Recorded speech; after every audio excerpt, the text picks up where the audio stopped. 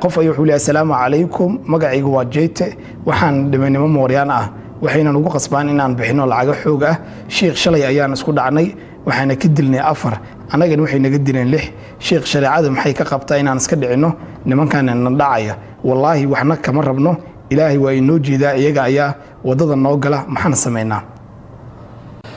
alxamdulillah sawirka uu bixinaya haday tahay oo qolyahan jireed gooyada ama baabka fiqigeena shariicada loo yaqaan dafcu saa'il ninku ku soo weerara kugu soo maaga naftaada iyo maalkaaga inaad iska celiso sharciga xaq baad u leedahay haddii aad dishana dhiigiisu waa hadur haddii uu ku dilana shahiid baa tahay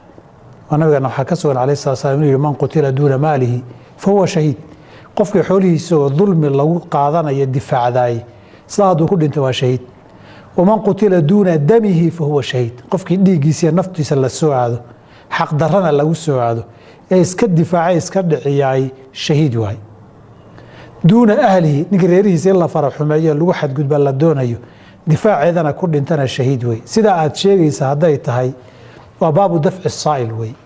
cid ku soo hororto ku soo weerartoon xaq ugu lahayn dulmina naftaada iyo maalkaaga iyo halkaaga ama dhamaantood ama qayb kamida ku socotay dadku way iska difaaci karaan inay isdifaacaan xaq bay u leeyihiin ciday sidaa wax ku yeelaanna waxba laguma laha iyaga cidi kaga dhimatana walow lagu tukan oo la dhaqi haddana aakhiro axkaamu shuhadaa iyo manzilatu shuhadaa way leeyihiin wabillahi tawfiiq